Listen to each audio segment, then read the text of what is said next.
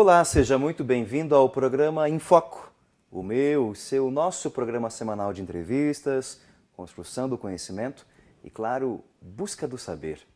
Um saber que é construído, que é cultivado.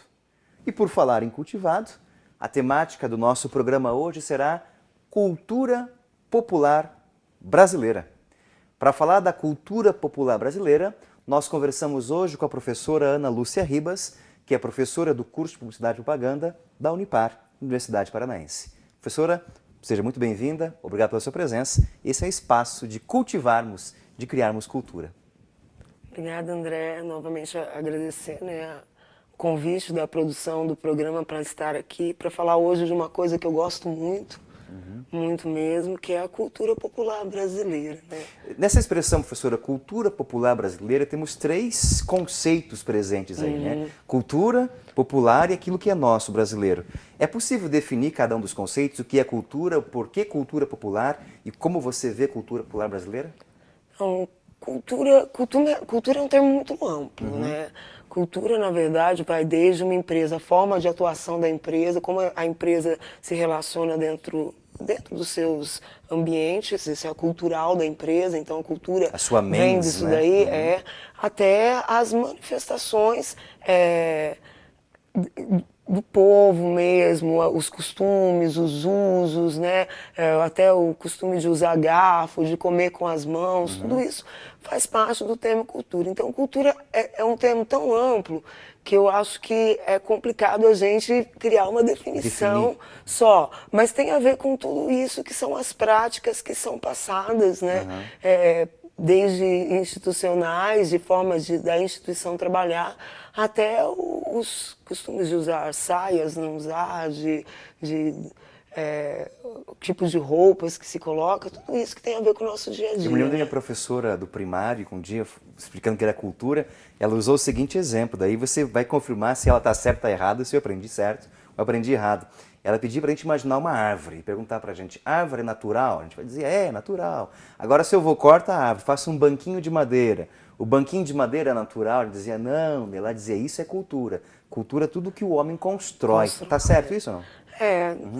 Assim, como eu falei, qualquer definição fica muito Ela é pequena, né? perto da amplitude do conceito. Mas a gente tenta conceituar, né? Sim, então a gente vive de não está conceitos, né? errado, né? Mas assim, é realmente algo muito amplo. Sim, tem a ver com as nossas construções mesmo. E cultura popular é um tipo de cultura? Popular, aí a gente entra, que é as questões teóricas, né?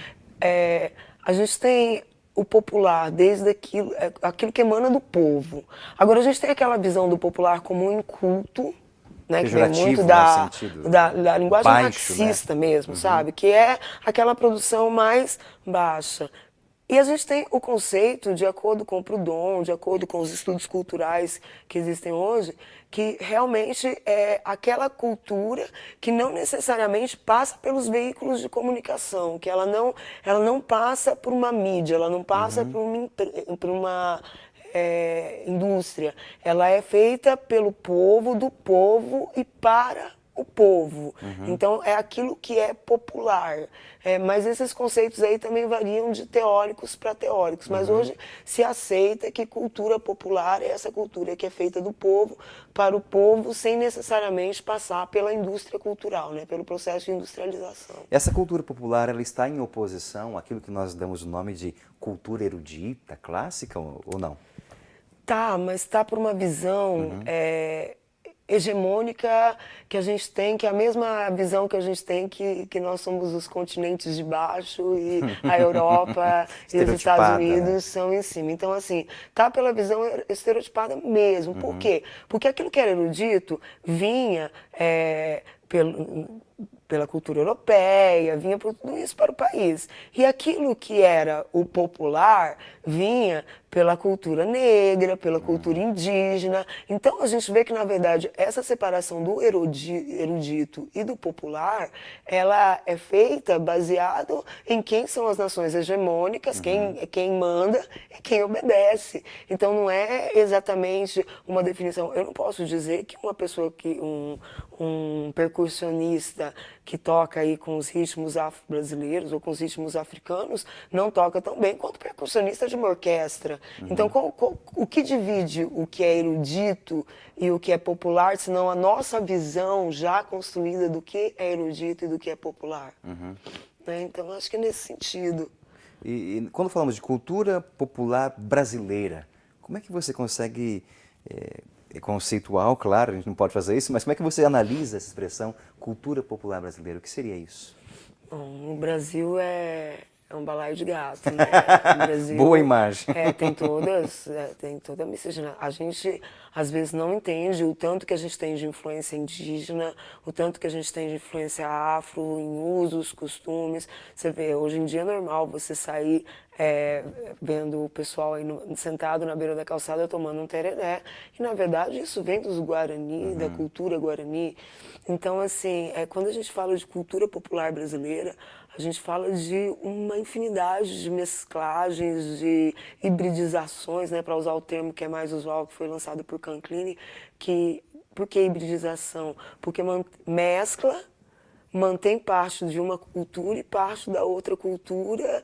Então, assim, mistura tudo isso. Então, a gente tem, quando se fala em cultura popular brasileira, a gente fala numa imensidade de manifestações, de ritmos, de instrumentos, de mitos, tudo isso que compõe o nosso imaginário popular, né? Em tempos de globalização, dessa universalização de uma cultura hegemônica que vai se instaurando, ainda é possível falar de cultura popular brasileira?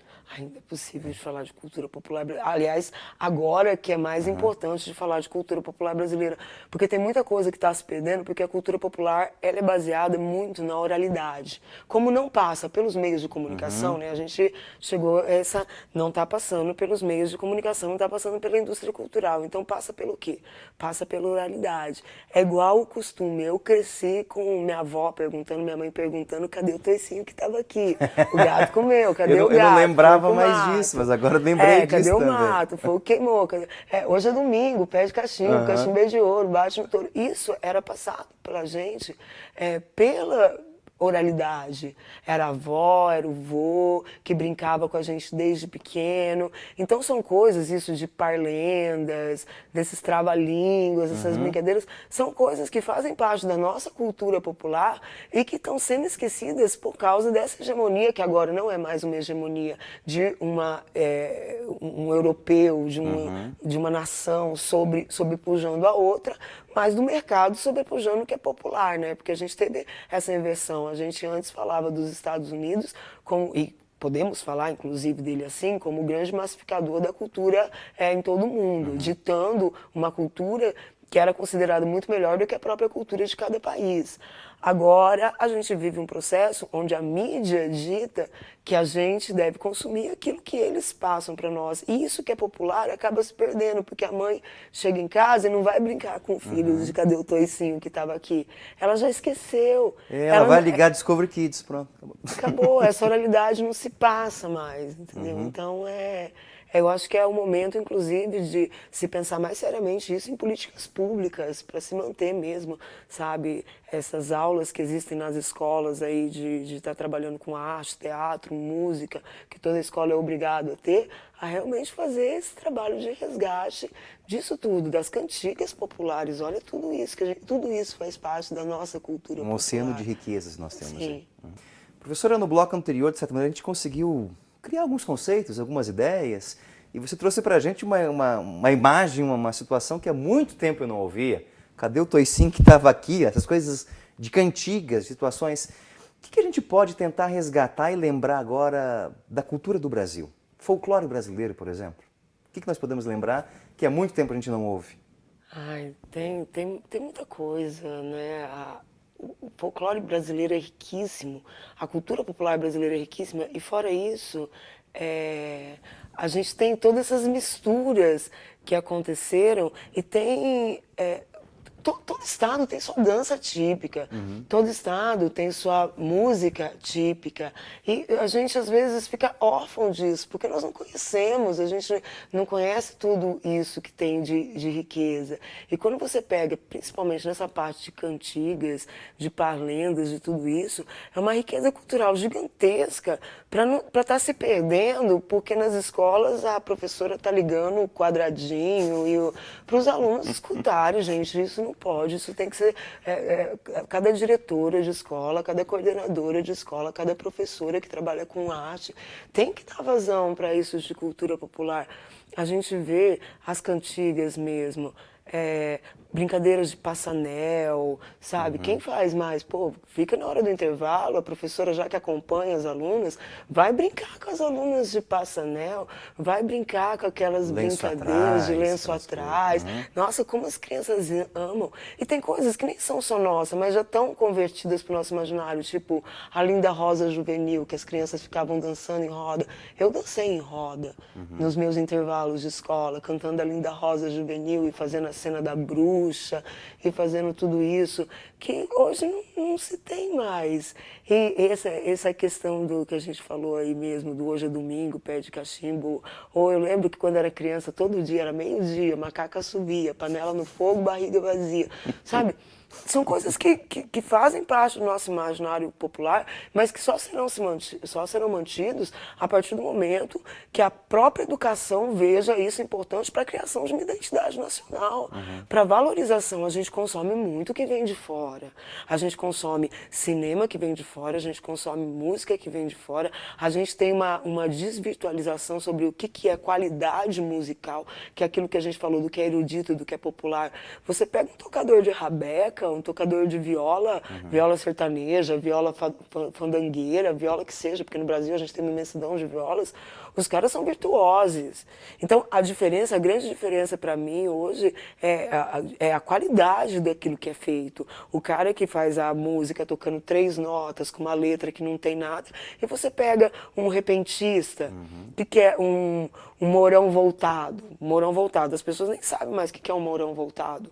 Mas a gente tem todo um movimento armorial, todo um movimento quinteto armorial, Suassuna, que trabalha a respeito dessas formas de construção verbal da cantiga popular, né? Que é aquele trovador, o repentista, que está brigando com outro repentista e disputando ali dentro da construção do verso, através de poesia criada com versos, prosa rica, com construções ricas, com construções que eles falam, né?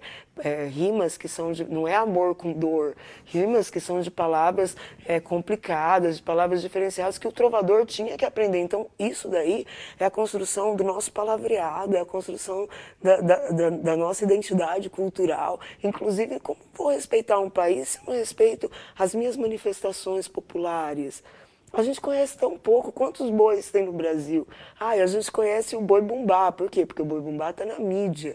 Agora, o boi de mamão, que é o boi do sul do país, que é o boi que é aqui das nossas região litorânea, onde tem ali em Antonina, em Guaraqueçaba, a gente tem ali a farra do boi, apresentando o boi de mamão, assim como a gente tem a viola fandangueira, assim como a gente tem o fandango caiçara, que faz parte das tradições paranaenses, mas as pessoas não conhecem, as pessoas não conhecem a diferença de um fandango aqui do Paraná para o fandango do Rio Grande do Sul, sabe? Nunca viram ninguém batendo tamanco de fandango, isso é tão lindo. Então, assim, isso faz parte, tem que fazer parte da educação, tem que ser construído políticas públicas para trazer isso, para a gente se reconhecer, para a gente valorizar. Na tua opinião, por que esse processo, esse mundo cultural bonito, ele é esquecido? Uma espécie de inconsciente coletivo que está ali e parece que não vem à tona. Qual a razão disso? Olha, agora sim, eu vou dar uma opinião que não é minha. Eu vou dar uma opinião embasada nas leituras que eu tenho, principalmente de autores latino-americanos da comunicação e da cultura.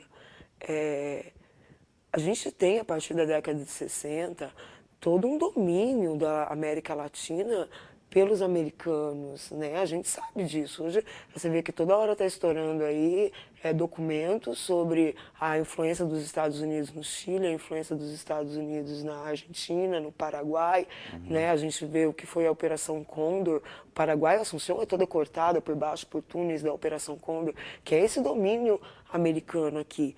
Então, a gente tem uma americanização da música. A gente tem sempre essa valorização e, a partir de certo momento, também essa valorização do que é a indústria cultural. Por quê? Porque é mercado. Hoje em dia, você constrói uma música que é feita para daqui 3 meses, 6 meses, não ser mais boa, efêmera. Né? A gente vê isso descartável. Eu brinco, eu lembro que uma vez eu estava com os alunos, estava na moda a música Festa no AP, e eu olhei para a cara deles do latino e eu falei assim, daqui a 1 ano, se vocês ouvirem tocando essa música, vocês vão descer a boca. E aquilo que é popular está sendo passado de geração para geração, não é efêmero, não é descartável. Então, o que acontece? Existe uma preferência da indústria cultural para esse tipo de arte, de cultura que é efêmera, porque gera consumo, do que para esse tipo de arte que, principalmente, não depende da indústria cultural para existir, porque é repassado através da oralidade, é feito do povo para o povo. Então, o governo hoje serve ao mercado, ele se constrói no sentido de organizar as relações de mercado. Hoje a gente não é mais considerado cidadão, hoje eles nos medem pelo nosso potencial de consumo. Tanto que, quando se fala de uma região, a gente rende o quê?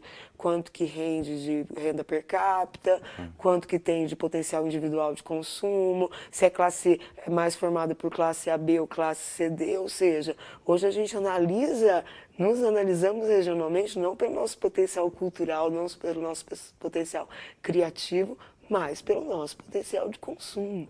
Então isso daí faz com que acabe não tendo mesmo uma política de valoração. E você pode pegar isso em âmbito nacional, em âmbito estadual e em âmbito municipal. Não existe, que é diferente eu não estou falando que não existem pessoas comprometidas em manter essas tradições, claro que existem, mas não existe uma política nacional que exija que dentro da grade curricular de uma escola seja trabalhado isso, entendeu? Então esses tipos de modificações tem que ter realmente para se manter essa cultura popular viva. Professora, um bate-bola bem rapidinho. Personagens da cultura do folclore brasileiro. Saci Pererê.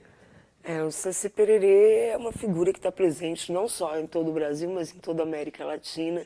Eu acho interessante contar o caso do Saci da metamorfose que ele tem. Até eu trouxe um livro, né, o resultado de um inquérito do Saci Pererê, que foi feito em 1918 pelo Monteiro Lobato, onde as pessoas mandaram cartas contando suas experiências com o Saci.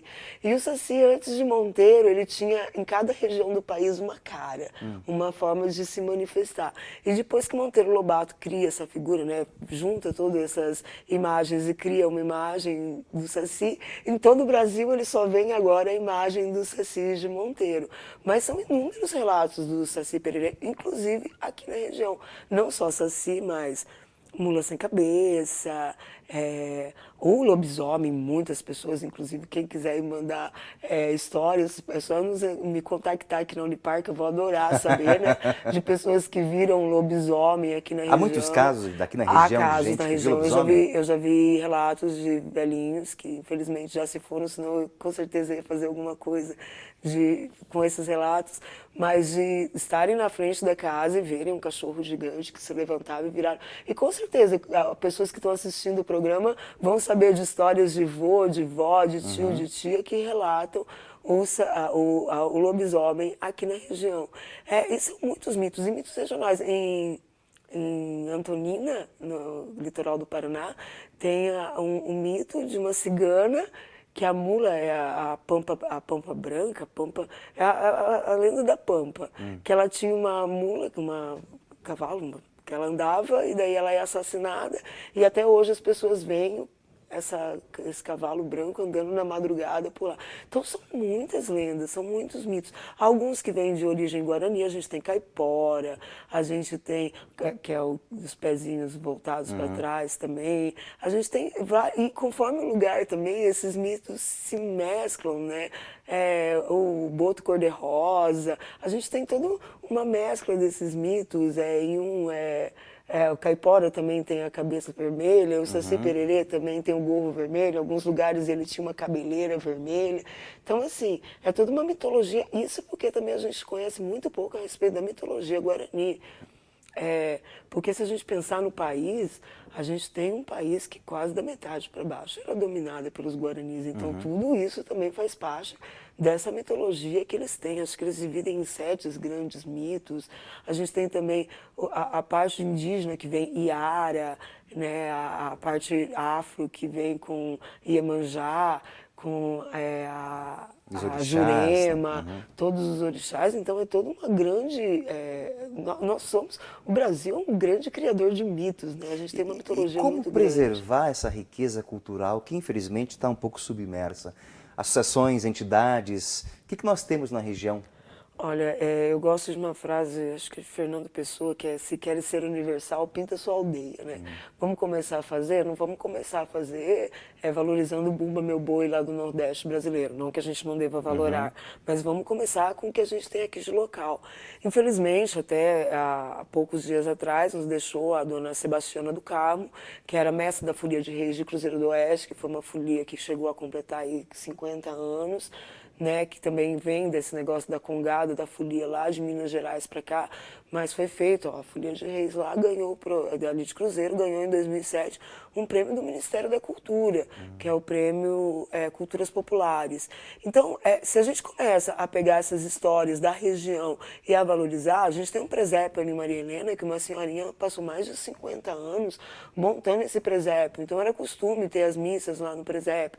Agora, tem que ser feito uma parceria entre a comunidade, entre as prefeituras, entre tudo isso, para que isso aconteça. Em Umuarama, nós temos uma Folia de Reis, então cadê o levantamento disso daí? Do que a gente tem de manifestações populares? Do que a gente tem de grupos populares aqui? Eu cresci com Folia de Reis vindo na porta do sítio cantar, e vinham, cantavam, pegavam os donativos e depois no dia 6 de janeiro faziam aquela grande festa para toda a comunidade, onde ninguém pagava nada para comer, nem para beber. Então, era essa coisa de...